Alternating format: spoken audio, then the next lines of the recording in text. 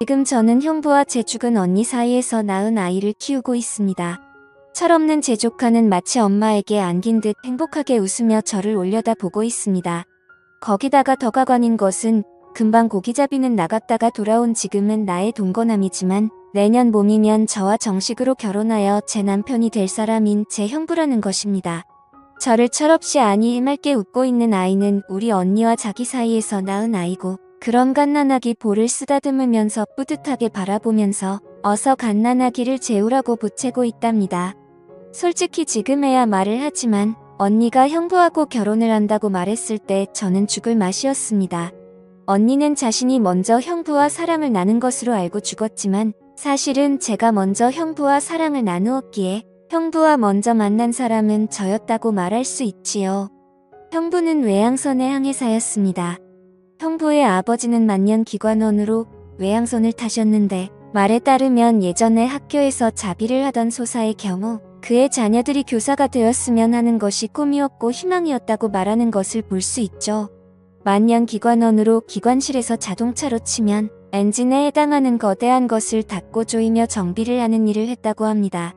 햇빛을 구경하지 못하고 지내다가 쉬는 시간에야 겨우 바다도 보고 햇빛도 볼 정도로 선체의 말미 부근에 근무를 하였기에 형부 아버지 즉 앞으로 저에게 시아버님이 되실 분의 평생 소원은 하나뿐인 아들인 형부가 해양대학을 졸업하고 밑에서부터 천천히 승진하고 또 경력을 쌓은 후 시험을 봐서 외양선 선장이 되기만을 기대하였는데 그만 우리 자매의 덫에 걸려 외양선 선장의 꿈을 접고 지금 남해안의 아주 작은 어촌에서 고기잡이 배의 선장이 되고 말았답니다. 그런 우리 부모님 이야기를 들려드리겠습니다. 사실 우리 아버지도 5년 전에 살아계셨으며 그리고 지금의 형부처럼 고기잡이 배를 몰고 바다로 나가 고기잡이를 했죠. 하지만 5년 전 갑자기 뇌졸중으로 쓰러지더니 얼마 지나지 않아 우리 엄마와 딸인 자매와 선장 잃은 고기잡이 배만 덩그러니 남겨놓고 저 세상으로 가고 말았습니다. 그런데 엎친 데 덮친다고 바다에서 물질을 하시던 엄마도 오랜 물질로 인한 잠수병이 발발하여 아버지를 따라 우리 자매만 남기고 저 세상으로 가버리고 말았습니다. 남겨진 우리 자매는 앞날이 너무도 막혔습니다. 우리 자매에게 남겨진 것이라고는 오두막에 가까운 집이랑 아버지가 고기잡이에 쓰던 낡은 고기 빼은 척이 우리 자매의 전 재산이었어요. 그나마 다행이었던 것이 저보다 7살이나 많아 일찍 고등학교를 졸업하고 아버지를 따라다니며 고기를 잡던 언니가 배를 운전할 수 있다는 사실이었습니다. 우리가 살던 곳은 낚시가 잘 되는 곳에서 가까운 곳이었습니다.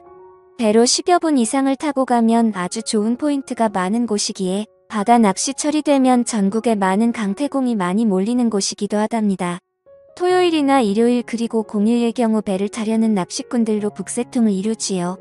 그래서 토요일이나 일요일 그리고 공휴일의 경우 고기잡이 배들은 고기잡이를 접고 모두가 낚시꾼들을 갯바위로 실어다 주고 또 갯바위 근처에 대기하고 있다가 물대에 따라서 다른 갯바위로 이동을 시키고 그리고 낚시가 끝나면 육지인 우리 동네까지 데리고 오는 일의 수입이 고기잡이보다 쏠쏠하여 그 일에 매달리는데 처녀선장인 우리 언니의 배는 그런 배들 중에 인기가 있었습니다. 우리 동네 아니 가까운 곳에 백사장이라도 있다면 여름철에도 민박이 가능하겠지만 길이 10임 정도의 백사장은커녕 손바닥만한 백사장도 없기에 낚시철이 아니면 민박 손님을 본다는 것은 하늘의 별을 따기나 마찬가지라는 말이 돌 정도로 민박 손님은 없었습니다.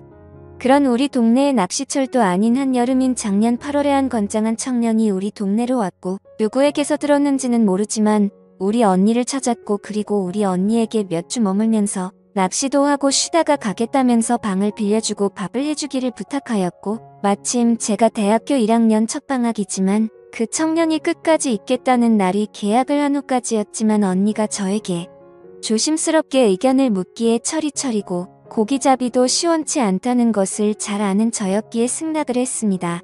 그 청년 아니 형부는 그렇게 우리 인생 속으로 들어왔죠. 우리는 처음엔 손님으로 여겼습니다. 언니가 그 청년 아니 형부를 손님으로 받으면서 저에게 신신당부를 한 말이 있었.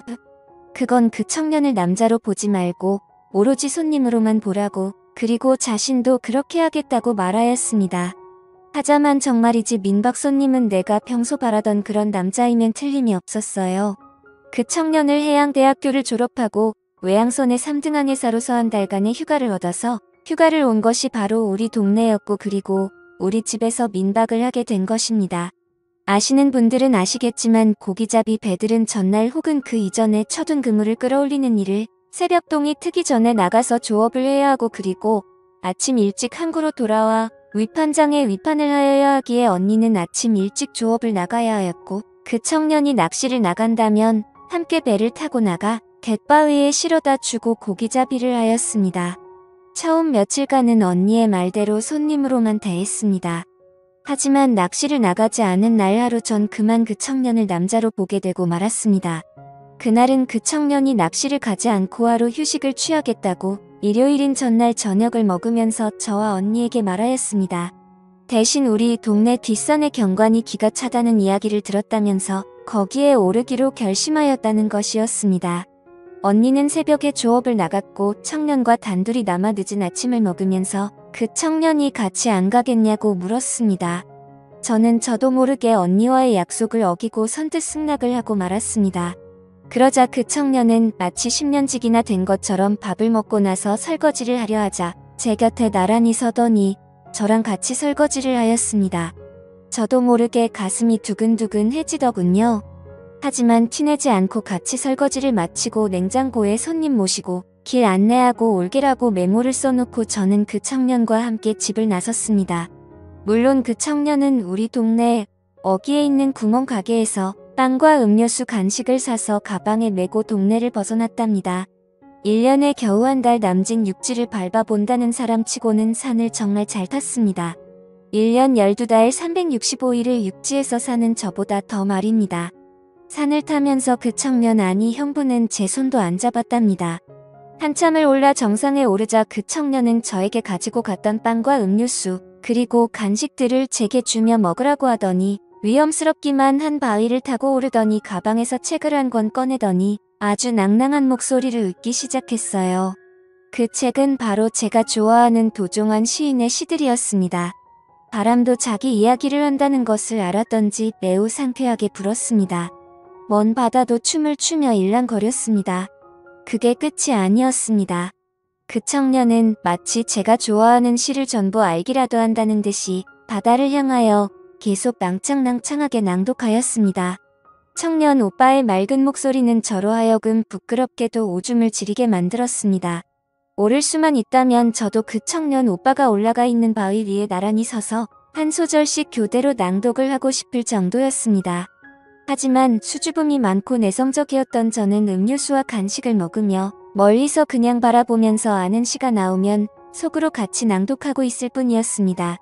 그는 거의 30분가량을 그렇게 시를 낭독하더니 내려왔고 그리고 마치 아무 일도 없었다는 듯이 제 곁으로 와앉더니 빵과 과자 부스러기와 음료수를 마시면서 바다를 바라보고 제법 많은 이야기를 나누었습니다. 거기에서 저는 저도 모르게 청년 오빠에게 마음이 끌렸던지 엄마 아빠 이야기이며 우리 자매의 이야기를 하나도 꾸밈없이 모조리 이야기하고 말았습니다. 청년 오빠도 자신이 배를 타기 위하여 해양대학교에 가게 된 동기를 만들어준 자기 아버지에서부터 시작한 자기의 이야기를 모조리 들려주었습니다. 그리고 그 청년은 그 다음날 또 다음날에도 낚시를 나갔습니다. 산에 갔다 온 후로 전 막연하게 그 오빠는 내 동경의 대상이었고 그리고 그 오빠가 바위 위에 올라가 낭낭한 목소리로 시를 낭독하던 모습을 그리며 스스로를 만족시키는 습관이 생기고 말았습니다. 오빠하고 산행을 다녀온 후 그 대상이 그 청년 오빠가 된 것은 어쩌면 지극히 당연한 결과였는지 모를 일입니다. 오빠 그날도 전 새벽에 눈을 뜨자마자 오빠와 있었던 산행 생각을 하였고 그리고 바위 위에 올라가 낭낭한 목소리로 시를 낭독하던 오빠를 떠올리며 스스로를 기분 좋게 만드는 행위를 하며 오빠를 나직하게 외쳤습니다. 그때 갑자기 순간 방문이 열렸고 언니 배를 타고 갯바위로 낚시를 가 있어야 할 민박 손님 오빠의 얼굴이 보였습니다. 부끄러운 나의 모습을 오빠가 보고 만 것입니다. 오빠는 나에게 힘들지 않냐며 자기가 도와주겠다며 사랑을 나누게 되었습니다. 민박 손님과 민박집 주인 동생이 서로의 육체를 탐하게 된 것입니다. 그렇게 오빠와 나가 하나가 된 것은 오빠가 우리 집에 민박을 시작하고 꼭 일주일 만에 일어난 일이었어요. 그리고 나는 20살 여름이었고 오빠는 대학을 졸업하고 7년 만인 32살 때인 작년의 일입니다. 그로부터 나는 언니 몰래 스스로 오빠 방을 찾아가 일을 치렀습니다. 나와 동침을 한 사흘 후부터 오빠를 갯바위로 실어다 주면서 언니도 그 오빠와 일을 치렀다는 사실을 전혀 모르게 되었습니다. 언니는 내가 먼저 오빠와 사랑을 나눴다는 것을 모르면서 또 내 모르게 오빠와 사랑을 나누면서 나는 모를 것이라고 생각하며 하였고, 나 역시 언니가 오빠와 할 것이란 생각 자체를 하지 않았고, 언니가 설마 오빠와 할 것이란 생각을 하지 않았던 것입니다. 자매가 한 남자와 번갈아 가면서 사랑을 나누게 된 것이죠. 처음에 오빠와 아무런 사이가 아닐 때는 하루하루가 지루하게 느껴졌습니다. 오빠 때문에 자유롭게 친구 집에 놀러갈 수도 없었으니 말입니다. 하지만 오빠와 사랑을 나누기 시작하고는 하루하루가 무서웠습니다. 그런 생각을 하면 할수록 날짜는 아주 빠르게 지나갔습니다. 오빠가 머물기로 한 기간이 지나고 오빠는 다시 외양선을 타려고 가버렸습니다. 그러나 나를 경악하게 한 큰 사고가 발생했습니다. 평소 철두철미한 성격의 언니가 허술하게도 자신의 일기장을 숨겨둔 책상 서랍을 잠그지 않고 고기잡이에 나갔고, 나는 그만 봐서는 안 될 언니의 일기장을 보게 되었습니다. 지금부터 언니의 일기장 일부를 공개합니다. 우리 집에 때 아닌 민박 손님이 왔다. 너무나 멋진 남자이다. 차림이며 생김새로 보라뱅이를 하는 나로서는 올려다볼 상대가 그런 남자 같다. 내 동생도 분명하게 나처럼 생각을 할 것 같았다. 그래서 동생에게 신신당부를 하였다. 민박 손님을 남자로 보지 말고 오로지 손님으로만 보라고, 그리고 나도 그럴 거라고 말하였다. 하지만 일기를 쓰는 지금도 아랫방에서 혼자 잠들었을 그 남자의 얼굴이 어른거린다. 이게 무슨 일이란 말인가. 내가 넌 볼 남자가 아니다. 정신 바짝 차려라. 스스로에게 당부를 해보지만 펜을 잡지 않은 손은 이미 팬티 안에 들어가 있다. 첫날의 일기는 내가 놀랄 만한 내용은 전혀 없었습니다. 나도 그 오빠를 본 첫날 언니와 똑같이 생각하였으니 말입니다. 문제는 나와 오빠가 하나가 되고 난 날로부터 나흘이 지난 날의 일기였습니다. 결국 일이 발생을 하고 말았다. 이젠 어쩌란 말인가. 감히 넘봐서는 안 될 사람을 넘보고 말았으니 말이다. 그이는 내가 좋아서 자기가 먼저 넘봤다고 하지만 실상은 그게 아니다. 내가 그동안 바라도 기다렸던 일이었기에 쉽게 그 이에게 내 순정을 허락하고 만 것이다. 부모에게 승낙을 받아보겠다고 장담을 하였지만 천혜고와인 자매가 둘이서 의자하며 작은 통통배로 고기잡이를 하며 먹고 사는 여자애를 흔쾌히 받아들일 부모님은 이 세상엔 없을 것이다. 여기까지 읽고 난 한동안 정신을 차릴 수가 없었습니다. 나와 먼저 사랑을 나누고 그 다음에 언니하고 일을 치렀으면서 언니를 아내로 맞아들이겠다는 오빠의 의도는 나의 정신을 혼미하게 만들기에 충분하였던 것입니다.